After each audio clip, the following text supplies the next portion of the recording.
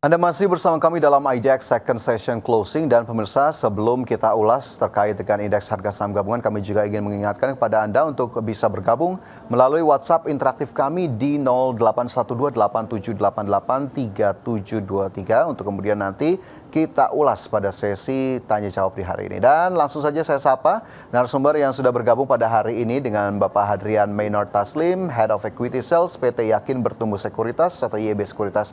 Pak Hadrian, terima kasih sudah bergabung di IDX Second Session Closing hari ini. Sehat ya Pak Hadrian ya?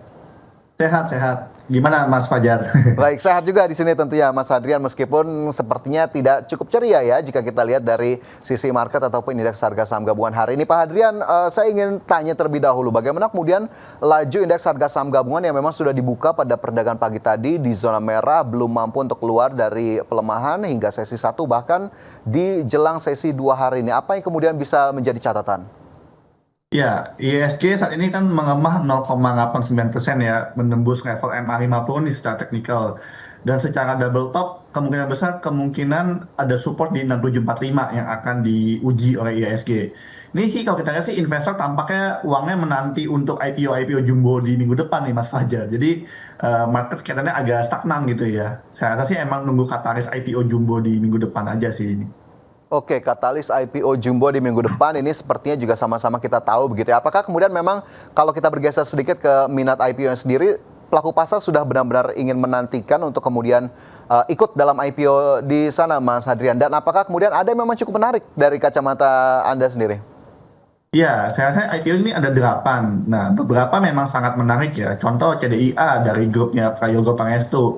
Di book building aja saya dengar sudah oversubscribed 200.000 kali. Ini di masa offering sih udah di tempat kita juga udah berebutan ya pada apply minatnya gitu ya untuk di masa offering. Belum juga ada PSAT, ada juga Coin ya, pulsa kripto pertama si FX yang IPO, ada juga ASPR, CHEK, ada juga Mary Riana ya, lembaga edukasi dan sisanya gitu. Jadi ini emang lagi rame banget IPO dan semua tampaknya menyiapkan dananya ya untuk ikut IPO ini gitu. Jadi mungkin market agak stagnan juga salah satu pengaruhnya dari ini minat investor retail yang memang bergeser ke IPO dulu gitu.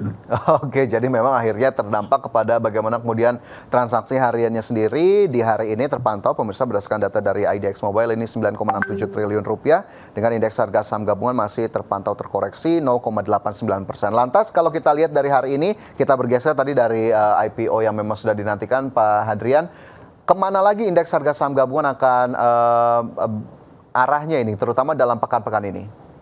Oke, ISG sih saat ini secara arah kemungkinan besar akan uji support ya di 6745 yang tadi support double top ya atau secara Fibonacci di 6720. Nah, resistennya di 7000 di 7000 lagi nih di resistennya. Cuman saya optimis ya ISG akan menguji resisten nih karena kan dampak dari IPO jumbo juga gitu ya.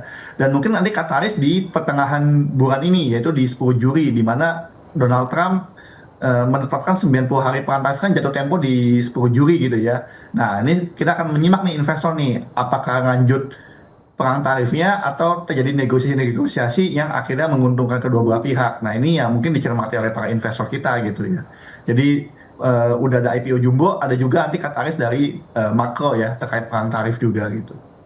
Oke, jadi memang masih ada katalis-katalis yang masih menjadi perhatian ataupun dicermati oleh pelaku pasar. Sementara tadi jika bisa saya kutip begitu ya, 6.745-an ini menjadi level yang juga bisa diperhatikan untuk indeks harga saham gabungan yang hari ini masih bergerak di level 6.881. Sementara jika kita lihat dari sisi pemberat tentunya ya tidak terlalu jauh begitu ya Pak Hadrian ya, ini masih ada saham-saham big caps, ada BBCA di sana, TPIA, Brand, Bayan Resources contohnya dan juga ada Aman Mineral. Mungkin kita lihat ke salah satu yang cukup terdampak juga ataupun terkoreksi lebih dari 1%. Di sini ada Brand misalnya, tadi juga sempat disebutkan ada CDIA yang nanti akan kemudian IPO. Brand sendiri sejauh ini masih di level 5.825. Apa yang kemudian perlu diperhatikan, Pak Adrian? Ya, Brand ini big cap yang kita bilang lagi posisinya lagi kurang bagus ya, lagi konsolidasi. Brand kalau mau ngeliat level support di 5650 ya buat saya, dengan resisten cukup jauh di 6900. Nah, Brand sih statusnya WNC ya, mungkin ini memang belum ada pergerakan. Saya rasa mereka juga fokusnya mungkin ke CDIA ya, jadi grupnya seperti Brand, TPIA, BNPT juga sama ya, relatif tidak banyak bergerak gitu ya. Condong mungkin banyak menunggu aksi dari CDIA seperti apa gitu. Oke, jadi memang masih belum begitu bergerak. Lantas untuk brand sendiri level terdekat yang bisa diperhatikan, Pak Adrian? Ya, brand kalau buat aku sih WNC ya, kalaupun mau melihat potensi buy itu ketika dia break 6.150 di MA20. Jadi kalau dia break 6.150 baru ada potensi buy ya. Kalau sekarang sih masih wait and see aja dulu gitu. Wait and see 6.150 jika break di level tersebut mungkin bisa menjadi salah satu perhatian begitu ya, meskipun kembali lagi ini disclaimer on, keputusan tetap kami kembalikan kepada masing-masing dari Anda. Sementara mungkin satu lagi saham pemberat yang juga tidak jauh-jauh Pak Adrian, dari saham-saham perbankan ada BBCA di sana terkoreksi 0,29% ke level 8.675. Nah, ini untuk BBCA sendiri, apakah kemudian tekanan untuk saham-saham perbankan seperti BBCA masih belum usai, Pak Adrian?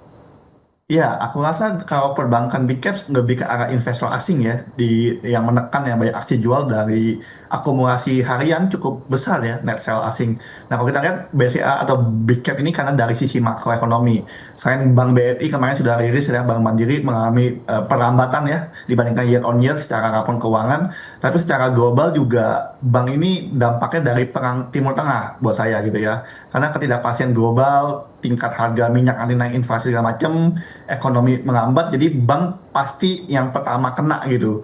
Nah, investor langsung biasanya ambil posisi cash tuh kalau ada perang atau ketidakpastian. Nah, ini big cap seperti bank relatif kena di situ ya. Jadi buat saya BCA wait and see aja dengan support di 8.400 saat ini, resisten di 9.000 saat ini untuk BCA. Resisten di 9.000 untuk BBCA, di mana pada perdagangan di hari ini di level 8.675 pemirsa, atau terkoreksi 0,29%.